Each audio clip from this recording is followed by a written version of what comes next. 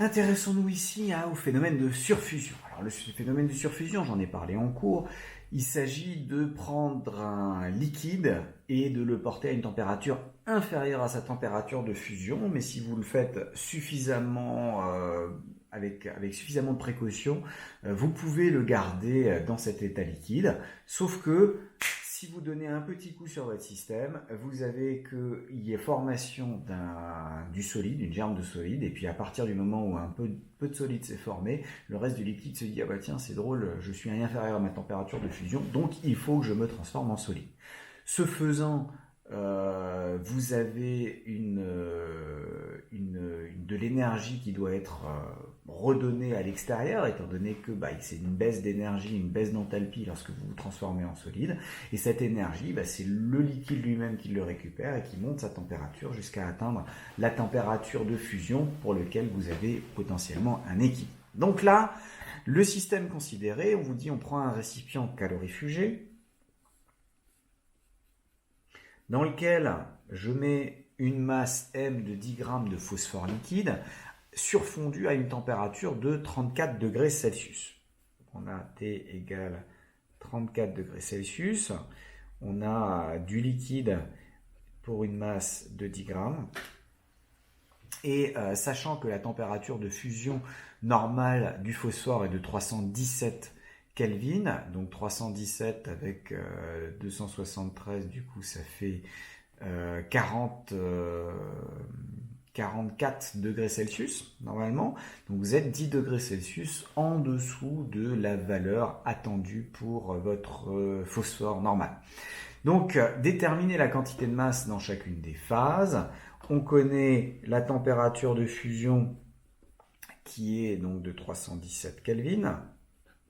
273 plus 30, ça fait 280, ça fait 303, donc ça je suis à 307 Kelvin. On connaît le CP du liquide qui est de 0,795 joules par gramme par Kelvin. Et on connaît quoi encore? On connaît l'enthalpie massique de fusion à la température de fusion et seulement à la température de fusion qui est de 20,9 10 puissance 3 joules par kilo. Sous pression atmosphérique. Bon, on fait cesser la surfusion. Comment détermine-t-on l'équilibre? Le problème, c'est que je n'ai une information. Alors, on a un système déjà. Commençons par le démarrage. On a une évolution qui est une évolution isobare. Vous êtes à pression atmosphérique. Qui dit évolution isobare dit que le transfert thermique est égal à la variation d'enthalpie du système. Ça, c'est automatique.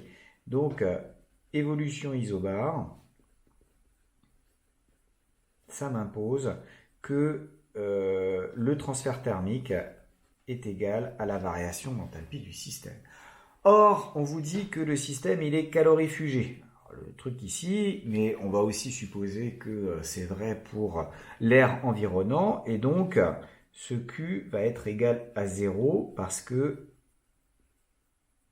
la transformation est adiabatique, l'évolution est adiabatique pour le phosphore. Donc vous devez avoir delta H égale 0. Et alors ce que je vous dis, c'est que le delta H qui est relargué du fait de la solidification va être utilisé pour augmenter la température de l'ensemble. Et donc on va pouvoir essayer de trouver ça. Vous avez un état initial qui est la masse M liquide à 307 Kelvin, donc à la température T, inférieure à la température de fusion. Et vous avez l'état final qui est un mélange, donc mélange liquide-solide à la température de fusion. Puisque dans l'hypothèse de l'énoncé, on arrive effectivement à un mélange et ce mélange ne peut être à l'équilibre que si vous êtes à la température de fusion.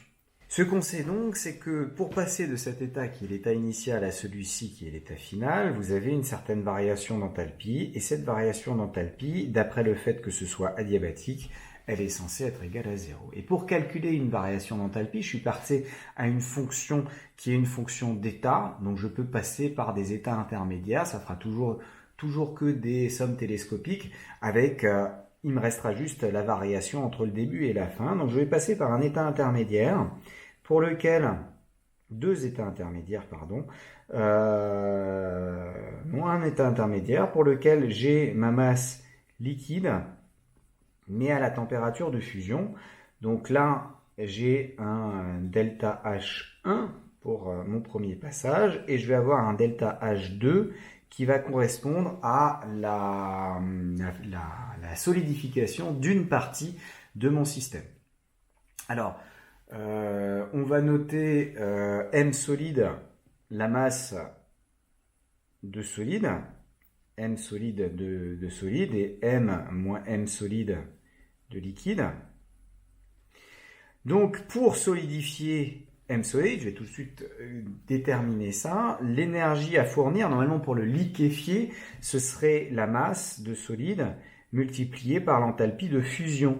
Et donc pour le solidifier, il faut que justement que je pique cette énergie à mon système, et donc que j'ai un moins, c'est-à-dire que pour réussir à se solidifier, il faut que le système relargue de l'énergie à l'extérieur. Et c'est exactement comme ça, par exemple, que marchent les petites chaufferettes que vous pouvez trouver, notamment en hiver. Vous faites stopper la surfusion, le système se solidifie et puis ça va irradier une partie de l'énergie que vous avez à disposition. Là, contrairement à notre système où on a mis des parois calorifugées, c'est vous qui allez récupérer une partie du transfert thermique qui va être donné par ce système. Donc là, vous connaissez cette variation d'enthalpie, mais uniquement quand vous êtes à la température de fusion. C'était pour ça que j'ai dû me placer à cet endroit-là pour pouvoir faire mon calcul. Ceci dit, là j'ai un liquide qui est une phase condensée, dont je connais le Cp, dont je connais la masse aussi, et dont je peux avoir la variation de température. Donc cette variation-là, ça va être le mCp du liquide, fois la température finale qui est la température de fusion, moins la température initiale, qui est la température T des 307 Kelvin qui sont à disposition. Ben maintenant, il ne me reste plus, moi ce que je cherche, c'est ça. Tout le reste, je le connais. J'écris l'expression de mon premier principe, donc ça fait mCpL Tf-T, donc ce qui revient à dire delta H égale delta 1 plus delta H1 plus delta H2, et delta H égale 0. Donc là, moins m solide LF est égal à 0.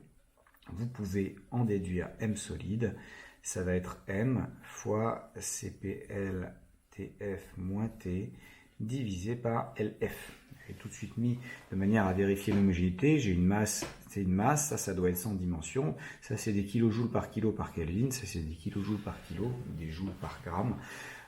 Et donc j'obtiens bien quelque chose qui est homogène à une masse. Donc il reste à faire l'application numérique, et quand on fait l'application numérique correspondante, on se retrouve que pour que ça marche avec les données de l'énoncé, vous devez avoir une masse de solide formée qui est de 3,75 grammes.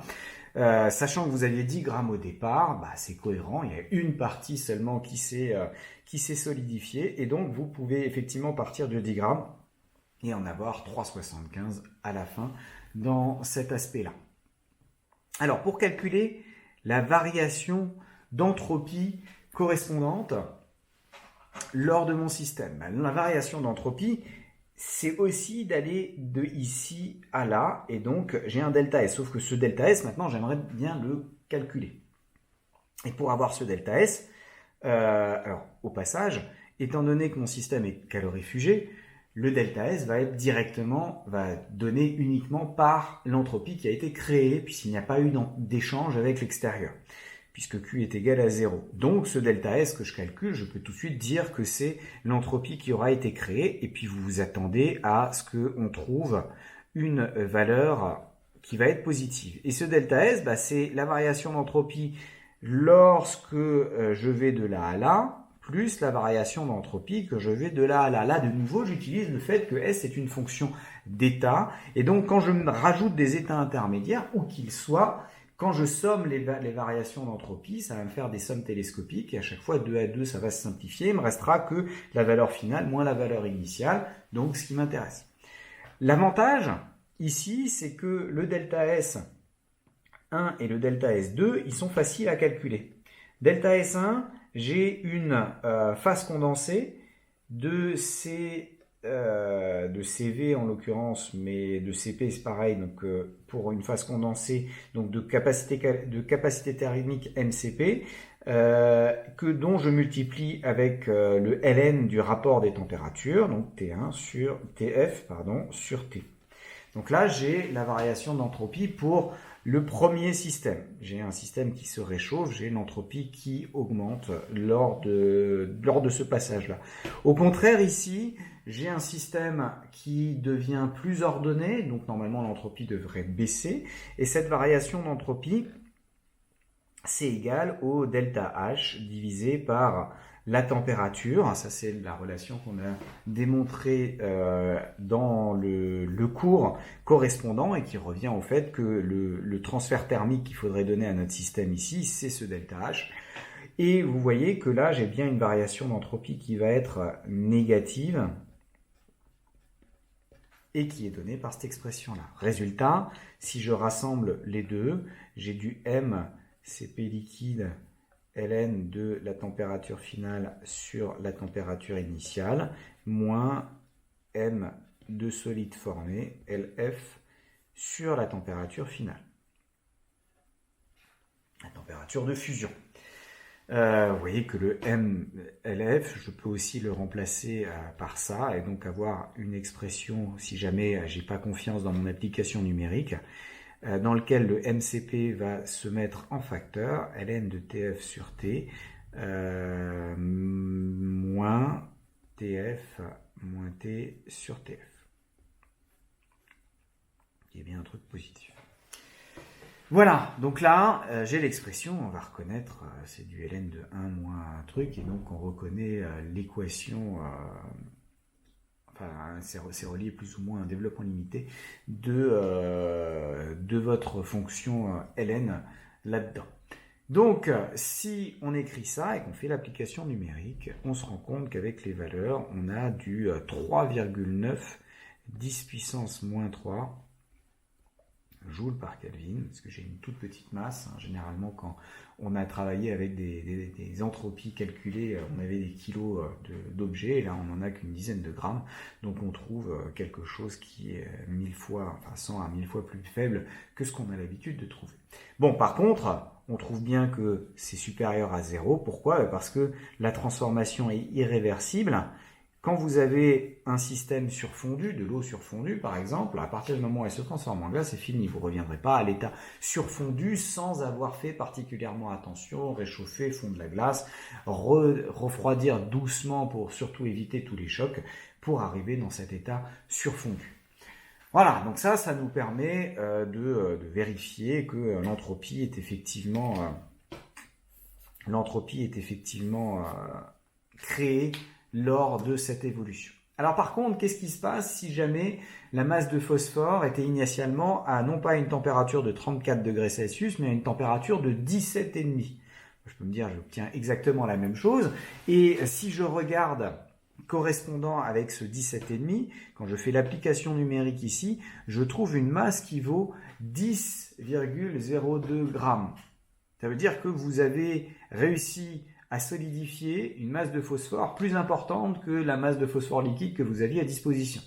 Bien entendu, ça, c'est pas possible. Donc, on va devoir changer notre état, nos petites boîtes ici. Donc, on a une masse M liquide à la température T', 17,5 degrés Celsius. Et à la fin, étant donné qu'on a réussi à tout solidifier, si jamais on reste à la température de fusion, ça veut dire qu'il y avait de l'énergie en rab pour pouvoir l'utiliser, et donc on va se retrouver, enfin plus exactement, ça veut dire qu'il manquait de l'énergie, et donc on va pouvoir redescendre en température, et donc on a du M entièrement solide à une température T, alors on va noter T grand F, pour T final, et vraisemblablement cette température, elle doit être, étant donné que tout était solide, elle doit être inférieure à la température de fusion. Comment est-ce qu'on fait pour le transfert ? Là, cette fois-ci, je vais prendre deux états intermédiaires. Je me prends mon M liquide à la température de fusion. Ensuite, je solidifie tout en restant à la température de fusion. Et puis si jamais il me manque de l'énergie, bah, je redescends un petit peu en température. Là, j'ai mon delta H total qui sera égal à 0 parce que c'est adiabatique lors de l'évolution et que comme c'est isobar, Q est égal à delta H. Le delta H1, c'est le même que tout à l'heure, c'est celui-ci. Le delta H2, c'est le même que tout à l'heure, sauf que là, j'ai pas une masse de solide, mais j'ai toute la masse M. Et le delta H3, ça va être M, le Cp du solide, fois la température finale, moins la température de fusion, qui est le démarrage. Et donc, vous écrivez comme ça que delta H est égal à 0. Donc, vous devez avoir M, Cp liquide, température finale, température de fusion moins T, moins M LF, plus M Cp solide, température finale moins la température de fusion, qui doit être égale à 0. Tiens, ça ne dépend pas de la masse. C'est-à-dire que si on suppose ça, la température d'équilibre, enfin la température finale de votre système, ne dépend pas de la masse de départ, puisque de toute façon, les énergies mises en jeu sont toutes proportionnelles à la masse, et donc finalement, ça se simplifie. Et donc là, il ne reste plus qu'à isoler la température finale. Ça va être égal à, donc on fait passer ça de l'autre côté, donc j'aurai la température de fusion, quand on fait passer là, moins le Cp liquide sur Cp solide, fois la différence de température TF moins T', c'était T' qu'on avait à ce niveau-là. Voilà. Et quand on calcule la température finale, grâce à ça, on trouve du 316,9 Kelvin. Là, j'obtiens 316,9 Kelvin. Et j'ai bien une température qui est inférieure aux 317 Kelvin que j'ai ici. Et donc, je peux être dans le cas où j'ai uniquement du solide qui reste lors de ma surfusion.